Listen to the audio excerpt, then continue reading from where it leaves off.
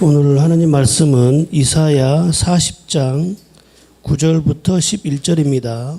아름다운 소식을 시온에 전하는 자여, 너는 높은 산에 오르라. 아름다운 소식을 예루살렘에 전하는 자여, 너는 힘써 소리를 높이라. 두려워하지 말고 소리를 높여 유다의 성읍들에게 이르기를 너희 하나님을 보라 하라. 보라, 주 여호와께서 장차 강한 자로 임하실 것이요 친히 그의 팔로 다스릴 것이라. 보라, 상급이 그에게 있고 보응이 그의 앞에 있으며 그는 목자같이 양떼를 먹이시며 어린 양을 그의 팔로 모아 품에 안으시며 젖먹이는 암컷들을 온순히 인도하시리로다. 아멘.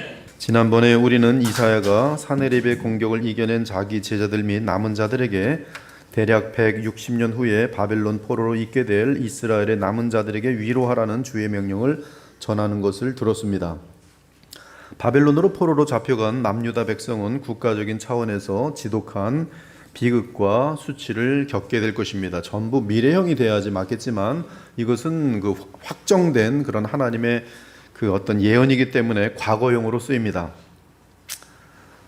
이런 처지가 된 것은 그들이 하나님과의 언약을 깨뜨렸기 때문입니다. 그들은 하나님께 패역하였고 주의 말씀을 거역함으로 반란을 일으켰습니다.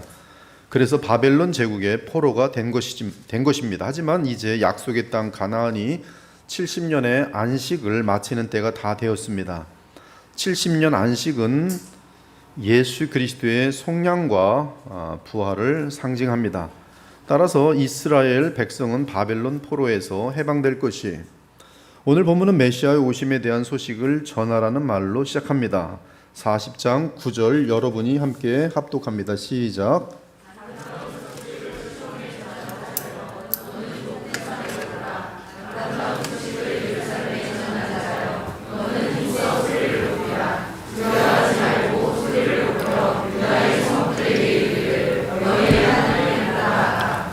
우린 지금 개역 개정을 쉽게 읽었지만 사실은 지금 이 40장 9절이 반으로 쫙 갈라지는 그런 구절이 해석에 있어서 지금 예루살렘 성읍에는 성전이 없습니다.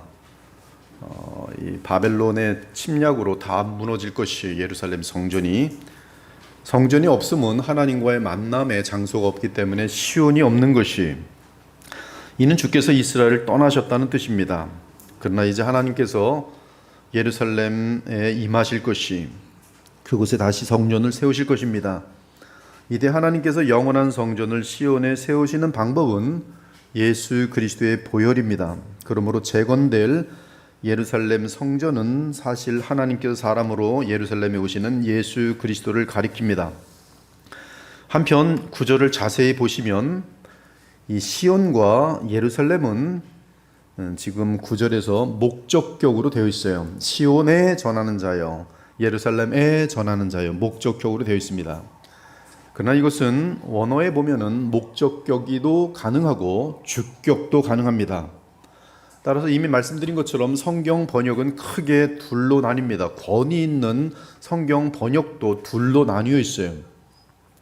사실 이사야의 남은 장들의 문맥에서 볼 때 시온과 예루살렘은 목적격으로 취해야 더 조화가 됩니다. 바벨론 땅에 있는 그들에게 이제 해방이 되면서 시온아, 예루살렘아, 아름다운 소식을 시온에 전하는 자여, 아름다운 소식을 예루살렘에 전하는 자여, 이렇게 이 이사야 남은 모든 것의 문맥이 그렇게 되어 있어요. 그러나 히브리어 문법을 강조하는 번역은 시온과 예루살렘이 주격으로 되어 있습니다. 그 이유는 동사형이 이 전하라, 오르라, 이것이 여성형으로 되어 있기 때문에 그래요. 그러므로 여기서 나오는 구절에서 시온과 예루살렘은 이 성별이 없습니다. 무성별이에요. 그러니까 무성별이기 때문에 지금 이 목적격이 아니라 무성별이지만 일반적으로 이 도시라는 것은 여성형으로 봤기 때문에 여성형으로 취할 때는 주격이 되는 것이, 그때는 어떻게 번역이 되냐 하면 아름다운 소식을 전하는 자 시온이요, 너는 높은 산에 오르라. 아름다운 소식을 전하는 예루살렘이요, 너는 높은 산에 오르라. 이 주격과 목적격으로 확 나뉘어지는 것이, 즉 이사야 전체 문맥으로 볼 때는 시온과 예루살렘이 목적격이 맞는 것 같은데 문법으로 볼 때는 주격이 더 맞는 것이. 그래서 답이 없습니다. 답이 없이 갈라져 있어요. 그러나 부족한 종은 말씀을 붙들고 기도를 쭉 했어요. 이 문제는 간단하게 해결되더라고요. 먼저 아름다운 소식을 전하는 자는 여성형으로 되어 있는데 그 여성형이 어디 있는가 40장을 가만히 보니까 2절에 예루살렘이 여성형으로 되어 있어요. 9절에 예루살렘은 무성별로 되어 있는데 2절에 예루살렘은 여성형으로 되어 있는 것을 쉽게 발견할 수 있습니다. 원어로 지금 다 볼 수 있으니까 바이블 허브 같은 데 보면 곧바로 나옵니다. 2절은 이러합니다. 예루살렘의 마음에 닿도록 말하며, 즉 이 마음에 닿도록, 즉 예루살렘에 부드럽게 그들의 마음에 닿도록 말하며 그것에 외치라. 여기 예루살렘은 의형화되어 있어요. 예루살렘에게 외치라. 무슨 성읍이 알아듣겠습니까? 성전이 알아듣겠습니까? 근데 여기는 예루살렘을 의인화시켜서 외치라 말합니다. 여기 2절에서의 예루살렘은 9절의 무성별의 예루살렘 및 시온과는 달리 여성형으로 되어 있습니다. 그리고 2절의 예루살렘은 장소가 아니라 바벨론 포로로 있는 이스라엘 백성을 가리키는 것이 분명합니다. 바벨론에 있는 이 포로들 예루살렘아. 그러므로 그 예루살렘은 군지평 하나님의 아내입니다. 즉 이사야 40장에서 여성형으로 쓰인 예루살렘 놀랍게도 장소라기보다 바벨론 땅에서 포로로 있는 남은 자들이 그들은 하나님의 아내인 참된 주의 백성들입니다. 이러한 남은 자의 의미에서 예루살렘을 주격으로 취하면 예루살렘은 바벨론에 있는 남은 자들이기 때문에 아름다운 소식을 전하는 바벨론에 있는 예루살렘입니다. 바벨론에 있는 주의 백성들이, 그들은 지금 유다 땅에 없고 바벨론 땅에 있습니다. 그러나 그들이 예루살렘 성읍으로 돌아와서 예루살렘 성전을 재건하면 예루살렘 성전은 다시 시온이 될 것이. 그러므로 아름다운 소식을 전하는 자는 두 가지 의미가 가능합니다. 하나는 예루살렘 성읍을 포함한 남유다를 향해 이제 곧 하나님이 오셔서 우리를 그곳으로 돌아가게 할 것이라는 복음을 전하는 이 바벨론 포로로 있는 이스라엘 백성이고, 다른 하나는 남은 자가 예루살렘 성읍으로 돌아가면 예루살렘이 서게 되면서 그 시온이 복음을 전할 수 있게 되는 것이. 포로된 자들이 예루살렘으로 돌아오면 그때 예루살렘 성읍의 시온은 상징적으로 이사야 2장 2절과 3절과 맞물립니다. 말일에 여호와의 전에 산이 모든 산 꼭대기에 굳게 설 것이요 모든 작은 산 위에 뛰어나리니 만방이 그리로 모여들 것이라. 많은 백성이 가며 이르기를 오라 우리가 여호와의 산에 오르며 야곱의 하나님의 전에 이르자 그가 그의 길을 우리에게 가르치실 것이라. 우리가 그 길로 행하리라 하리니 이는 율법이 시온에서부터 나올 것이요 여호와의 말씀이 예루살렘에서부터 나올 것임이니라. 그들은 예루살렘 성읍으로 돌아가 성전을 재건하고 여호와 하나님을 뵐 것입니다. 좋은 소식을 전하며 평화를 공포하며 좋은 소식을 가져오며 구원을 공포하며 시온을 향하여 이르기를 네 하나님이 통치하신다 하는 자의 산을 넘는 발이 어찌 그리 아름다운가. 네 파수꾼들의 소리로다. 그들이 소리를 높여 일제히 노래하니 이는 여호와께서 시온으로 돌아오실 때에 그들의 눈이 마주 보리로다. 내 거룩한 곳을 아름답게 할 것이며 내가 나의 발 둘 곳을 영화롭게 할 것이라. 너를 괴롭히던 자의 자손이 몸을 굽혀 네게 나오며 너를 멸시하던 모든 자가 네 발 아래에 엎드려 너를 일컬어 여호와의 성읍이라 이스라엘의 거룩한 이의 시온이라 하리라. 그러므로 성전을 잃은 예루살렘은, 즉 바벨론 포로로 있는 하나님의 백성은 하나님으로부터 신탁을 받은 이사야로부터 성전이 회복될 것이라는 복음을 받은 것이며, 성전이 회복된 후에 예루살렘은 온 세상을 향하여 복음과 율법의 교훈을 전할 것이. 저는 그러므로 이 구절은 신기하게도 하나님의 놀라운 비밀로 두 가지 의미를 다 담는다고 보고 있어요. 즉 바벨론 포로가 이 예루살렘으로 돌아갈 것에 대한 이 군 메시지, 얼마나 큰 소식입니다. 해방인데요. 가고 싶었던 고향 70년 만에 돌아가는 것인데, 그것뿐만 아니라 지금 여기서 바로 주격으로 아름다운 소식을 전하는 시온이요 온 만방을 향하여 이제 하나님의 위대하심과 선하심을 선포하는 복음의 주격이 되는 거예요. 예루살렘과 시온으로부터 율법의 교훈이 나오고 하나님의 말씀이 나오는 것이지. 그러므로 성전을 잃은 예루살렘은 하나님으로부터 신탁을 받은 이사야로부터 성전이 회복될 것이라는 복음을 받을 것이며, 성전이 회복된 후에 예루살렘은 온 세상을 향하여 복음과 율법의 교훈을 전할 것이. 그러므로 예루살렘 성전이 포로 이전처럼 재건되어 정상이 되어 시온의 구실을 할 때 그곳에서부터 복음이 모든 열방에 퍼지게 될 것이고, 그때 모든 열방은 야곱의 하나님의 전을 바라보게 될 것입니다. 물론 야곱의 하나님의 전의 실체는 장차 오실 우리 주 예수 그리스도시에요. 주 예수께서 오시면 하나님의 영광을 보는 시온의 대로가 온 세상에 활짝 열릴 것입니다. 그 소식이 복음 중에 복음이.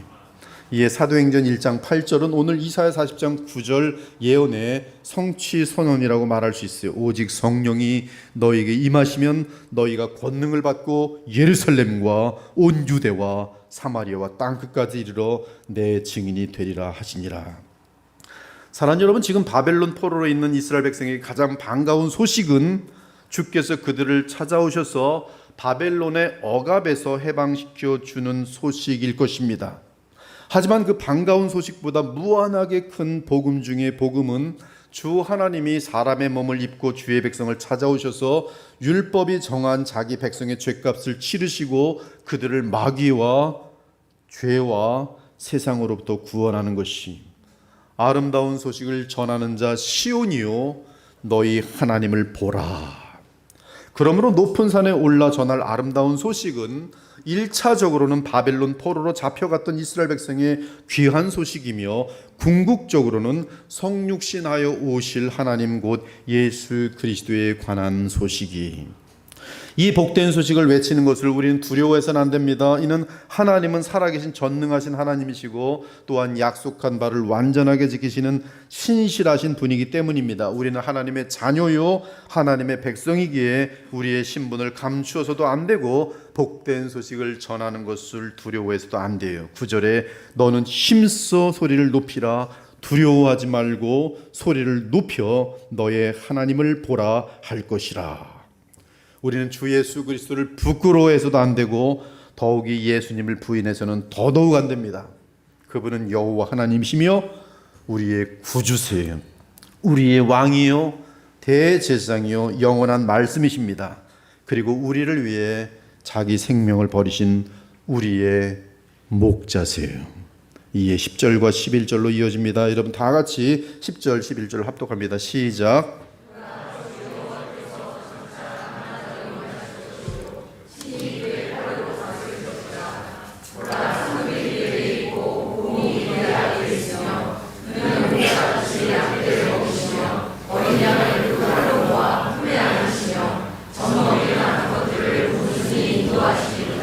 주 여호와께서 장차 강한 자로 임하실 것이라. 주 여호와께서 장차 목자로 오실 것이라. 보라. 가장 중요한 내용을 선포할 때 구약에서의 표현이 보라. 주 여호와께서 친히 장차 강한 자로 오실 것이요 목자로 오실 것이라. 주의 백성이 하나님이신 여호와께서 사람으로 메시아가 되셔서 자기 백성을 찾아오실 때는 강한 자와 목자로 오실 것이. 강한 자로 오셔서 악인을 심판하여 제거하시고 자기 백성을 구원하여 보호하실 것이.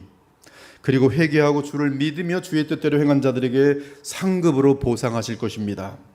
그 상급은 주의 자녀들에게 각각 영원한 영광이 될 것이. 지금 이 예언에 대한 구약에서의 1차적인 의미는 바벨론 왕의 손아귀에서 주의 백성을 벗어나도록 주 여호와께서 친히 강한 자로 오셔서 그 제국을 무너뜨리시고 자기 백성과 승리의 노획물을 나누시는 내용입니다. 이때 하나님께서 얻으시는 것은 양떼들과 그 새끼들이, 즉 하나님의 자녀와 백성이 마음껏 자유를 누리며 확장되는 것입니다. 이는 1차적으로 바사 제국의 고레스 왕을 통한 이스라엘의 포로 귀환을 의미합니다. 하지만 궁극적으로는 메시아의 오심으로 인해 온 세상을 향해 확장되는 하나님 나라 및 그 백성을 의미합니다. 아무튼 10절과 11절에서 우리 주 여호와 하나님은 자기 백성의 왕과 목자로 등장하십니다. 왕으로서는 자기 백성을 위해 원수와 싸우셔서 승리하심으로 자기 백성을 구원하시고 나아가 원수로부터 노량물을 취하여 나누어 주십니다. 여러분, 성경에서는 노량물이 굉장히 자주 나와요. 노량물. 그래서 이 다윗도 노량물을 나누는 데 있어서 기다리던 400명 또 전투한 400명 다 동일하게 나눈 노량물의 법 같은 걸 만들고, 하나님께서는 원수와 싸워 이기시고 그 노량물을 자기 백성에게 나누세요. 그 원수와 싸워 이기시는 하나님은 예수 그리스도의 피조물의 세계 속에서 피조물이 싸우셔야 돼. 그래야 공평합니다. 또한 목자로서는 구원받은 백성을 모든 원수들로부터 계속 보호하고 먹이고 살펴주십니다. 이 예언은 실제로 그리스도 예수 안에서 다 이루어졌습니다. 예수 그리스도는 십자가와 부활로 원수 마귀를 이기시고 모든 노량물을 빼앗아 자기 백성에게 선물로 나누어 주심. 그 노량물로 뺏어서 나누어 주는 선물이 무엇인가? 성령의 은사예요. 따라서 주의 백성은 성령의 은사로 인해 영원한 나라의 기쁨과 평안과 거룩함의 능력을 소유하게 됩니다. 그리고 그 선물로 인하여 예수님의 양떼인 그리스도의 교회가 든든히 성장하고 확장되는 것을 에베소 4장 7절 이하입니다. 우리 각 사람에게 그리스도의 선물의 분량대로 은혜를 주셨나니 그러므로 이르기를 그가 위로 올라가실 때에 사로잡혔던 자들을 사로잡으시고 사람들에게 선물을 주셨다 하였도다. 승리하시고 포로들을 이끌고 가고 있는 왕이세요. 올라가셨다 하셨은즉 땅 아래 낮은 곳으로 내리셨던 것이 아니면 무엇이냐? 내리셨던 그가 곧 모든 하늘 위에 오르신 자니 이는 만물을 충만하게 하려 하심이라. 그가 어떤 사람은 사도로, 어떤 사람은 선자로, 어떤 사람은 복음 전한 자로, 어떤 사람은 목사와 교사로 삼으셨으니 이는 성도를 온전하게 하여 봉사의 일을 하게 하며 그리스도의 몸을 세우려 하심이라. 또한 자기 백성의 목자이신 우리 주 하나님은 메시아로 오셔서 선한 목자가 되어 주실 것이, 여호와는 나의 목자시니 내게 부족함이 없으리로다. 여호와의 그 그림은 목자예요. 자기 백성이. 그는 나를 푸른 풀밭에 누이시며 쉴 만한 물가로 인도하시는도다. 내 영혼을 소생시키시고 자기 이름을 위하여 의의 길로 인도하시는도다. 이때 메시아는 자기 양떼의 죗값을 위해 십자가에 죽으시고 그 후 부활하신 후에 성령으로 그리고 충성스러운 주의 종들을 통해 자기 양떼를 목양하실 것이, 예수께서 오셨어요. 여호와 하나님께서 사람으로 오셨습니다. 메시아로 오셨습니다. 그리스도로 오셨습니다. 나는 선한 목자라. 선한 목자는 양들을 위하여 목숨을 버리느니라. 나는 선한 목자라. 나는 내 양을 알고 양도 나를 아는 것이, 아버지께서 나를 아시고 내가 아버지를 아는 것 같이 나는 양을 위하여 목숨을 버리노라. 내가 아버지께 구하겠으니 그가 또 다른 보혜사를 너희에게 주사 영원토록 너희와 함께 있게 하리니 그는 진리의 영이라. 세상은 능히 그를 받지 못하나니 이는 그를 보지도 못하고 알지도 못함이라. 그러나 너희는 그를 아나니 그는 너희와 함께 거하시며 또 너희 속에 계시겠습니다. 내가 너희를 고아와 같이 버려두지 아니하고 너희에게 오리라.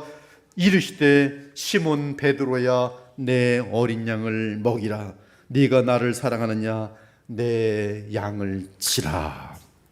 이것이 복음의 주인공이신 우리 주 예수님은 우리의 죄 문제를 해결해 주실 뿐만 아니라 우리의 목자가 되어 주셔서 늘 감사하고 행복하고 영원한 보람된 삶을 살도록 인도하십니다.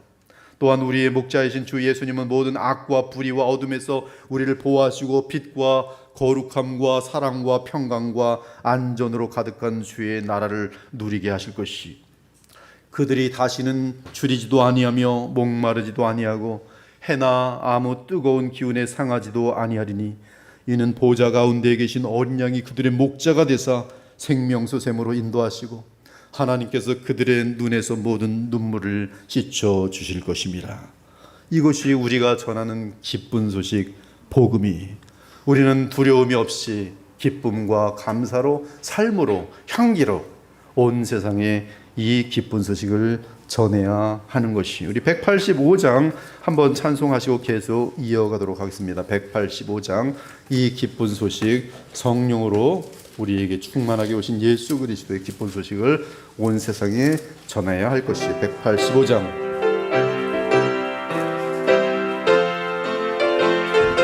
이 기쁜 소식을 온 세상 전하세.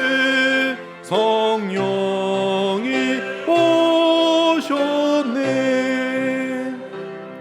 하나님 찬송에 보면 내 주님이라고 하셨는데요. 그 내 주님은 요한복음 7장에 의하면 영광을 얻으신 주님이 부활 승천하셔서 만유의 주가 되신 여호와 하나님이 사람이 되신 나사렛 예수 그리스도의 그분의 승리의 증거가 에베소 4장처럼 성령을 나누어 주심인데, 그분은 지금 영광에 주신 것이, 그것이 복음이, 그것이 지금 복음이 부활하셔서 영원히 살아계시는 우리의 중보자 대제사장 여호와 하나님, 그분이 나에게 성령을 보내시, 교회에 성령을 보내십니다. 그리스도의 영이세요.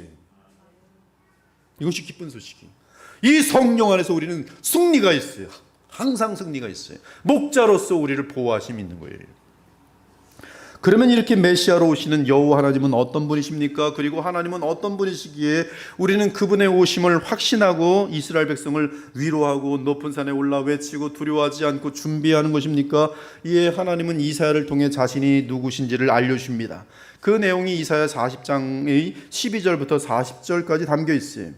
이사야는 약 160년 후에 바벨론 포로로 있을 이스라엘 백성을 위로하며 하나님께서 이제 곧 그들을 바벨론 포로에서 구원하여 주실 것이라고 말합니다. 그들은 포로에서 해방되어 약속의 땅으로 돌아가게 될 것이, 하지만 그곳에서 아직 포로로 있는 예루살렘은 이 위로를 받아들이기가 쉽지 않습니다. 그 이유는 변한 것이 없기 때문에 그리. 다만 예레미야를 통한 예언, 즉 약속의 땅이 70년 동안 황폐해지면 하나님께서 그들을 포로에서 해방시켜 약속의 땅으로 돌아가게 하시겠다는 약속이 있을 것이, 하지만 그 약속을 믿지 못하면, 아직 성취되지 않았어요. 70년 동안 그 약속을 믿지 못하면 사실 하나님의 섭리는 아직 전혀 보이지 않기 때문에 의심에 빠질 것이, 그러면 하나님의 구원의 기쁨을 놓치게 될 것이, 세상 사람들에게 아첨하게 될 것이, 비참하게 될 것이, 무엇보다 하나님의 약속을 이룰 때 이들은 하나님의 섭리에 대해 따지게 되면서 불신앙적 생각이 들기 십상입니다. 아니, 하나님이 계시다면, 그리고 우리를 그토록 사랑하신다면 꼭 이렇게 우리를 바벨론 포로로 삼아 고통받게 하시는 이유가 뭘까? 의심이 들어오는 것이죠. 자기 백성이 이토록 지독한 고역을 오랜 시간 치르는데 가만 계시다니 그분이 과연 인자하신 하나님이실까? 그리고 예루살렘 성전은 거기에 주께서 계시다고 그렇게 수천 년 동안 약속해 오셨던 것을 왜 꼭 무너뜨려야 하셨던 것일까? 혹시 하나님이 바벨론 신들에게 패배하여 우리가 이렇게 바벨론 포로로 있는 것은 아닐까? 내가 하나님께 속고 있는 것은 아닐까? 저 선자들이 말하는 건 거짓말이 아닐까? 우리 목사님이 거짓말하는 것은 아닐까? 그리고 70년이라는 엄청난 긴 기간도 마음에 안 들 수 있습니다. 그래서 또 마음속으로 따질 수 있어요. 왜 하필 70년일까? 그냥 1년 정도 따끔하게 혼내시면서 많은 기적을 보여주시면 이스라엘 백성은 주를 믿고 더욱 의지하지 않을까?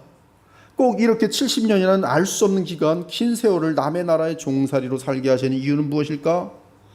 그리고 가장 중요한 질문은, 과연 하나님이라도 이 거대한 바벨론 제국의 포로 상태에서 우리를 구원하실 수 있을까? 라는 의심이, 그들은 과거를 생각할 때도 의심에 빠지니까 해석이 달라집니다.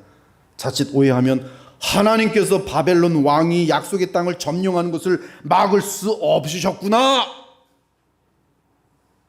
그렇다면 정말 바벨론 포로에서 하나님이 예루살렘 백성을 약속의 땅으로 돌아가게 하실 수 있는 능력이 있을까? 이 의심은 지금 여러분에게도 언제나 동일하게 찾아오는 의심이,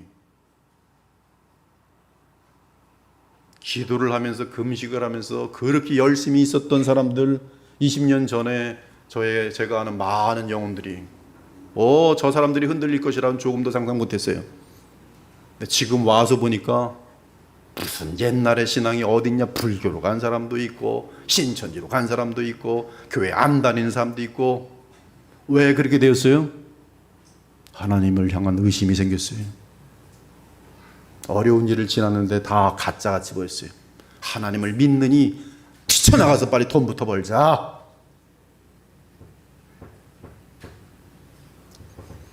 과연 하나님은 존재하시며 그분은 전지전능하신 구원의 하나님이실까?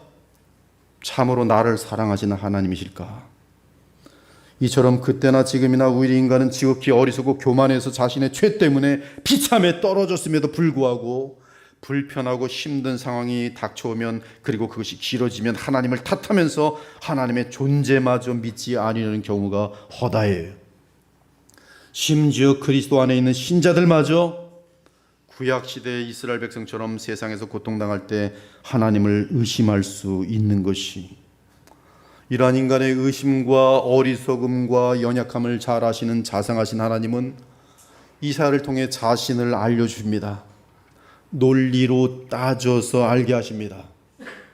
이때 그 논리적인 내용은 이스라엘 백성이 처음 듣는 내용이 아니라 태초부터 전하여 들어온 계시. 너희가 알지 못하였느냐? 너희가 듣지 못하였느냐? 태초부터 너희에게 전하지 아니하였느냐? 땅의 기초가 창조될 때부터 너희가 깨닫지 못하였느냐? 하지만 이사야는 다시 한번 주의 백성에게 하나님을 상기시켜 줍니다. 이는 지금 새 언약 시대를 사는 우리 그리스도인들에게도 다시금 기억해야 할 중요한 진리예요. 먼저 12절에서 이사야는 질문을 통해 여호와 하나님은 창조주라는 사실을 상기시킵니다. 누가 손바닥으로 바닷물을 헤아렸으며 뺨으로 하늘을 쟀으며 땅에 티끌을 되에 담아 보았으며 접시 저울로 산들을 막대 저울로 언덕들을 달아 보았으랴. 지금 이것은 디자인하는 그림이 다 재보고 이것이 컵을 만드는데 어떻게 해야 될까? 이렇게 해야 커스터머들이 좋아할까? 이렇게 할까? 선자는 지금 높은 언덕 위에 서 있습니다. 그리고 바다를 바라봅니다. 위로는 하늘이 있습니다. 뒤에는 산과 언덕이 있고 앞에는 끝없는 평야가 있습니다. 선자는 하늘과 땅과 바다와 산을 보면서 누가 이것을 디자인하여 만들었냐고 질문합니다. 그리고 그 질문에 대한 답변은 당연히 사고가 계신, 생각이 있고 모든 능력이 있는 하나님이 이 모든 만물을 디자인하여 만드셨다는 것이, 이사야는 하나님께서 이 모든 것을 만드실 때 마치 작업대에서 일하시는 장인처럼 묘사합니다. 실제로 하나님은 세상 만물을 지으시기 전에 자신의 생각에 따라, 뜻에 따라 마음속에서 측정하고 계산하셨어요. 그분은 그리고 그것이 정리되자 모든 즐거운 마음으로 모든 만물을 지혜롭게 순서대로, 계획대로 만드십니다. 창조의 기사를 보면 그래서 첫째 날, 둘째 날, 셋째 날, 넷째 날, 다섯째 날, 여섯째 날 정확하게 무엇을 만드시는지 그 순서가 있는 것을 발견할 수 있어요. 하나님이 지으신 그 모든 것을 보시니 보시기에 심히 좋았더라. 천지와 만물이 다 이루어지니라. 하나님이 그가 하시던 일을 일곱째 날에 마치시니 그가 하시던 모든 일을 그치고 일곱째 날에 안식하시니라. 한편 우리 피조물은 영원하신 창조주 하나님 앞에서 너무 작은 존재입니다. 사실 인간은 이 땅에서 잠시 살다가 사라지는 안개와 같은 존재. 우리 인간의 영광은 들의 풀꽃처럼 허무할 뿐입니다. 인생은 잠시 무대에 등장했다 사라지는 나그네일 뿐이에요. 너무나 빨라도 너무나 빨라요. 너무나 빨라도 너무나 빠릅니다. 또한 사람은 아무것도 통제할 수 없어요. 자신이 태어나는 것부터 통제하지 못합니다. 죽는 날짜도 통제하지 못합니다. 언제든지 뇌세포 하나라도 잘못되면 모든 것을 잃을 수 있는 연약한 존재입니다. 무엇보다 인간은 죽음 앞에서 꼼짝 못합니다. 우리의 연수는 70이요 강건하면 80이. 그리고 짧은 삶 자체도 죽음 앞에서 끝없는 수고와 허무와 슬픔 외에 다른 것이 없습니다. 그리고 어느새 호흡이 끊기며 이 땅에서 사라지고 사람들이 영원히 기억조차 하지 못할 것이. 그러나 하나님은 영원하십니다. 우리의 호흡을 주관하십니다. 그분은 모든 만물을 창조하셨고 지금도 모든 만물을 주관하며 다스리십니다. 그분은 위대하고 영원한 무한하신 전능자 창조주 하나님이세요. 그런데 창조주 하나님은 그리스도 안에서 우리의 하나님이십니다. 이사야는 13절과 14절에서 계속 질문합니다. 누가 여호와의 영을 지도하였으며 그의 모사가 되어 그를 가르쳤으랴. 그가 누구와 더불어 의논하셨으며 누가 그를 교훈하였으며 그에게 정의의 길로 가르쳤으며 지식을 가르쳤으며 통달의 도를 보여주었느냐. 없다는 것이요. 누가 무한하시고 영원하시며 전능하시고 지혜가 한량없는 창조주 유일하신 하나님을 가르치며 조언할 수 있겠습니까? 창세전에 삼위 하나님 사이의 의논 외에 어떤 피조물이 하나님과 의논할 수 있으며 하나님을 교훈할 수 있으며 하나님께 정의와 지식을 가르칠 수 있겠습니까? 이 모든 것들은 지금 존재예요. 정의, 지혜, 사랑, 그것이 누구의 것입니까? 하나님의 것입니다. 하나님의 지식은 무한하고 완전하고 또한 그분의 지혜는 측량할 수 없습니다. 그러므로 그분께는 그 어떤 피조물의 상담이나 자문이 필요 없습니다. 영원하신 하나님은 모든 만물을 지으신 주요, 창조 때부터 영원 끝까지 모든 것을 완전하게 아시는 하나님이세요. 나아가 개미의 발자국 하나까지 그분은 아세요. 낙엽에 하나 떨어지는 것까지 그분은 완전하게 아십니다. 먼지 하나가 움직이는 것까지 그것까지도 하나님은 아세요. 무한하게 큰 것뿐만 아니라 우주의 모든 갤럭시들을 다 합하고 그곳에 있는 모든 별들의 숫자를 하나님은 아세요. 숫자를 아세요. 모든 바다의 모래의 숫자를 아십니다. 무한한 것까지도 그분은 아세요. 왜? 그분은 그것을 지으셨기 때문에 그래요. 그보다 더 무한하게 지식이 무한하기 때문인 것이, 또한 무한히 작은 것까지도, 여러분의 머리털까지도, 여러분의 머릿속에 있는 세포까지도, 여러분 머릿속에 있는 DNA까지도, DNA 그 속에까지도 또 무한하게 하시는 분이 하나님이세요. 주 하나님은 모르는 것이 있을 수 없고 모든 피조물의 모든 사정을 완벽하게 정확하게 하십니다. 그리고 그분이 아시는 대로 모든 것은 그대로 이루어지도록 돼 있어요. 왜? 전능하신 그분의 완전한 지식이기 때문에 그래요.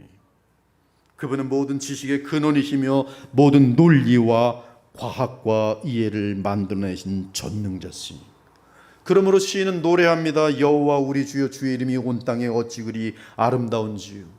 이 세상의 지식을 보면서도 그 지식이 인간의 것이 아니라 하나님이 인간에게 부여하신 하나님의 그 오리지네이터, 그 지식의 근원인 사실을 알고 하나님을 노래할 수밖에 없도록 되어 있습니다.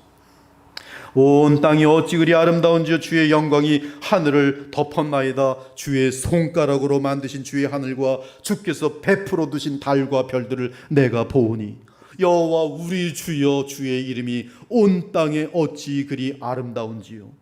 하늘이 여호와의 영광을 선포하고 궁창이 그의 손으로 하신 일을 나타내는도다. 언어도 없고 말씀도 없으며 들리는 소리도 없으나 그의 소리가 온 땅에 통하고 그의 말씀이 세상 끝까지 이르도다. 하나님이 해를 위하여 하늘의 장막을 베푸셨도다. 이는 하나님을 알만한 것이 그들 속에 보임이라. 하나님께서 이를 그들에게 보이셨느니라. 창세로부터 그의 보이지 아니하는 것들 곧 그의 영원하신 능력과 신성이 그가 만드신 모든 만물에 분명히 보여 알려졌나니, 그러므로 그들이 핑계하지 못할지니라. 이처럼 하나님의 지혜와 지식은 완전하며 무한합니다.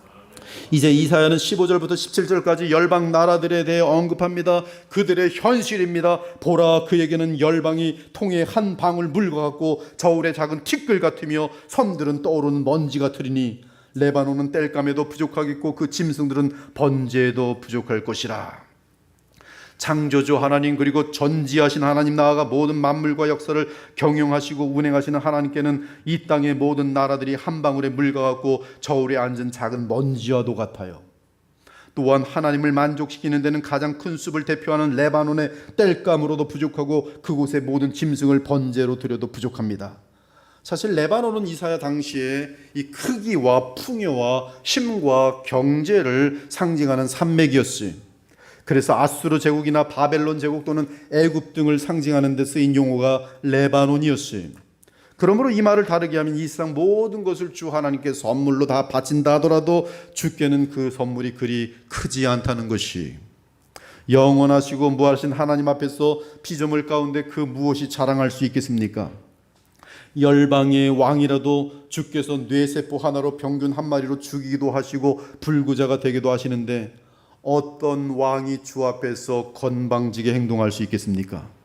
가장 미천한 자를 왕으로 세우기도 하시고 가장 똑똑한 자를 거지로 만드실 수 있는 분이 하나님이신데 누가 감히 하나님께 도전할 수 있겠습니까? 피조물 중에 무엇이 과연 하나님을 의존하지 않고 존재하는 것이 있으며 하나님 없이 살아갈 수 있는 것이 있습니까?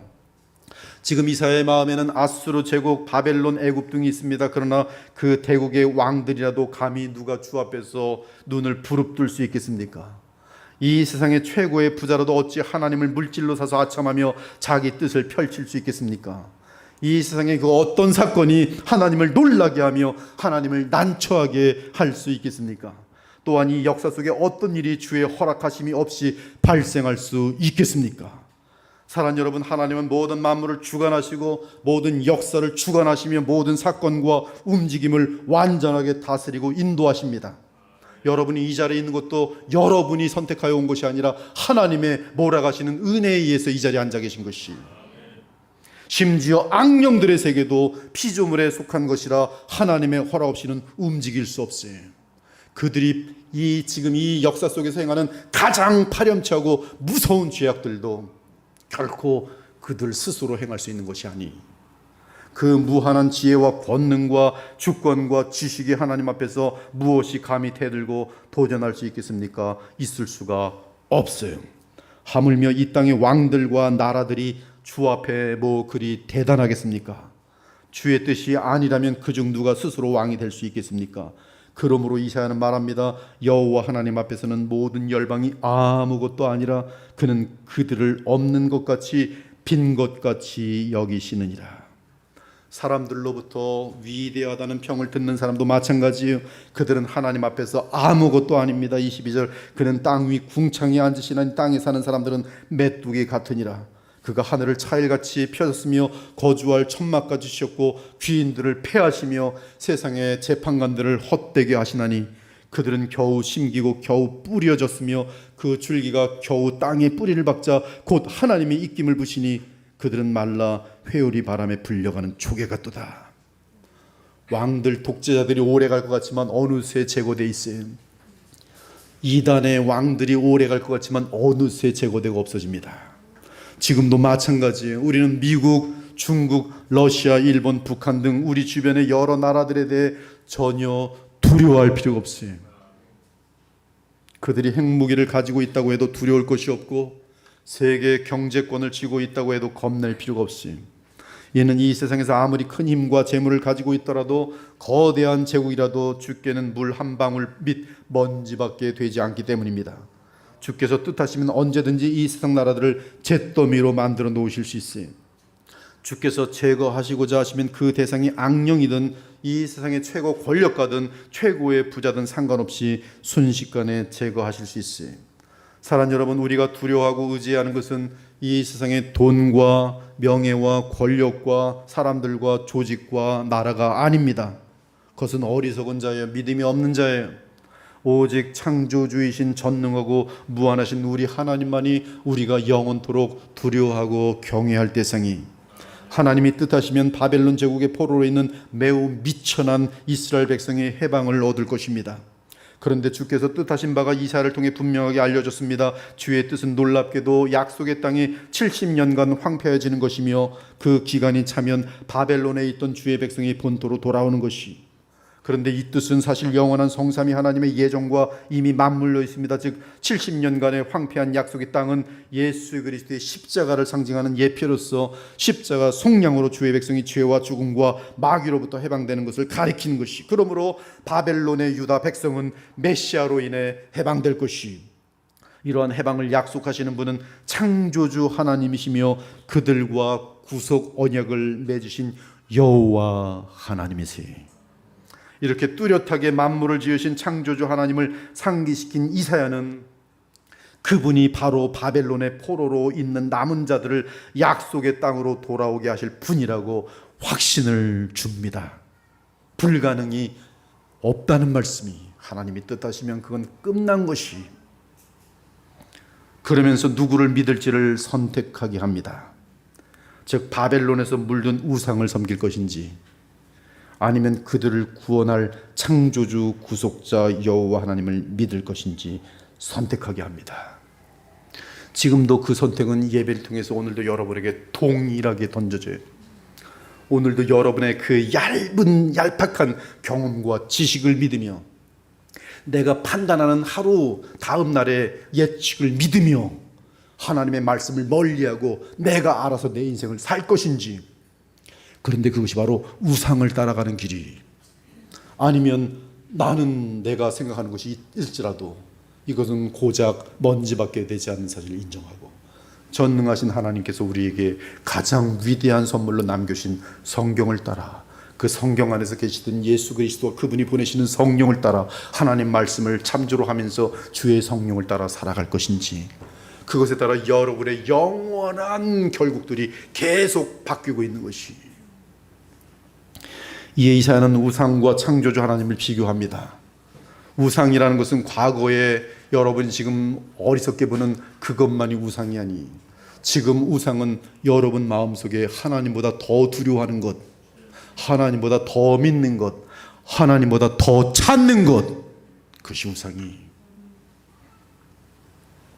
그러면서 창조주 하나님과 우상을 함께 섬기는 것이 얼마나 어리석은 행위인지를 드러냅니다. 싱크로티즘, 혼합주의. 혼합주의는 하나님이 가장 싫어해요. 정절을, 거룩함의 근원이신 하나님께서는 정절을 무너뜨린 양다리 걸치는 자들이요 회개할지어다. 지금 혹시 양다리 걸친 사람들 있어요? 바람 피고 있는 사람 있어요? 빨리 회개하세요. 하나님이 싫어하세요. 이혼을 싫어하십니다. 세상과 하나님을 곁들여 섬기려고요, 어리석은 생각이, 하나님을 오히려 찌르는 행위들이. 언약 백성인 이스라엘이 우상과 함께 하나님을 섬길 때 주께서 얼마나 자존심이 상하고 괴로운지 아십니까? 그런즉 너희가 하나님을 누구와 같다 하겠으면 무슨 형상을 그에게 비기겠느냐. 우상은 장인이 부어 만들었고 장색의 금으로 입혔고 또 은사시를 만든 것이니라. 은이나 금이나 은을 구할 수 없는 궁핍한 자는 거제를 드리기 위해 썩지 아니하는 나무를 택하고. 얼마나 우상들의 취해 있냐면, 돈 많은 사람은 금과 은으로 우상을 만들고 돈 없는 사람은 나무라도 어떻게 구입하다 그 나무로 우상을 만들더라. 이것이 썩지 아니하는 나무를 택하고 지혜로운 장인을 구하여 우상을 만들어 흔들리지 아니하도록 세우느니라. 이사를 통해서 이 말씀을 하시는 하나님 마음이 어떤 마음인지 아세요? 내 백성이라고 택한 이 백성이 우상과 나를 섬기는 자들이 있다는 것이. 어찌 감히 살아계신 참된 창조주 하나님을 나무나 금으로 만든 생명 없는 물체 덩어리와 함께 섬길 수 있단 말입니까? 우상 숭배는 너무나 어리석고 가증한 문제라서 이사야는 이 문제를 따로 떼어내어 계속 다룰 것이. 우상 숭배는 인간이 얼마나 어리석어질 수 있는지를 보여주는 증거입니다. 하나님을 알되 하나님을 영화롭게도 아니하며 감사하지도 아니하고 오히려 그 생각이 허망하여지며 미련한 마음이 어두워졌나니 스스로 지혜 있다나 어리석게 되어 썩어지지 아니한 하나님의 영광을 썩어질 사람과 새와 짐승과 기어다니는 동물 모양의 우상으로 바꾸었느니라. 이는 그들이 하나님의 진리를 거짓 것으로 바꾸어 피조물을 조물주보다 더 경배하고 섬김이라 주는 곳 영원히 찬송받으실 하나님이시로다. 아멘. 우상을 믿을 것이냐, 아니면 너희의 하나님이 되어주시겠다고 언약하신 주 여호와 창조주 하나님을 믿을 것이냐, 세상에 속한 권력과 돈과 명예와 과학을 믿을 것이냐, 아니면 그 모든 것을 주관하고 자기 뜻대로 경영하시는 하나님을 믿을 것이냐. 이에 이사야는 다시 도전합니다. 거룩하신 이가 이르시되 그런즉 너희가 나를 누구에게 비교하여 나를 그와 동등하게 하겠느냐 하시니라. 너희는 눈을 높이 들어 누가 이 모든 것을 창조하였나 보라. 주께서는 수요대로 만상을 이끌어내시고 그들의 모든 이름을 부르시나니 그의 권세가 크고 그의 능력이 강함으로 하나도 빠짐이 없느니라. 지금 이 시대는 20세기부터 컴퓨터와 인터넷의 등장으로 인해 과학이 너무너무 많이 도약했어요. 너무너무 많이 도약했습니다. 지금의 과학의 발전은 과거로 치면 수천 년 걸려도 될 것을 가지고 지금 얼마 걸리지 않게 지금 발전되고 있어요. 왜 그런지 아세요? 전 세계가 지금 통합되어 있기 때문에, 지식이 인터넷으로. 하지만 인간이 만물을 알아가면 알아갈수록 모르는 것이 더 많아지고 있어. 신기하게. 특히 하늘을 볼 때 처음에는 제가 자라나던 70년대만 해도 달에 정말로 토끼가 있는 줄 알았어요.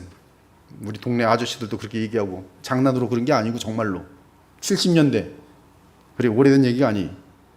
나 어느새 만안경으로 보고 지금은 그냥 은하계도 보고. 근데 알수록 모르는 것이 더 많아지. 특히 하늘을 볼 때 하늘은 끝없는 은하계로 이어지는 것을 알게 되었어요.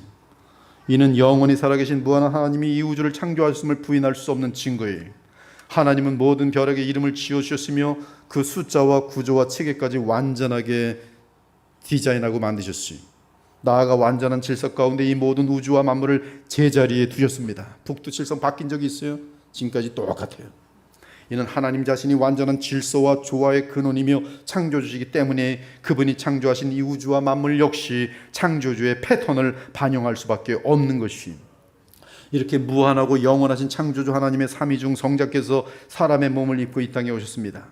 이는 하나님의 단일성의 입장에서 볼 때는 주 여호와 하나님이 사람으로 이 땅에 오신 것과 다를 바 없어요. 그러므로 임마누엘입니다.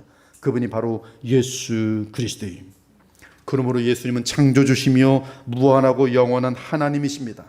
그러나 동시에 죄 없는 참사람이 되신 둘째 마지막 아담이, 하지만 그분은 성부와 성령과 구별되시는 한 위격으로서 말씀 하나님이십니다.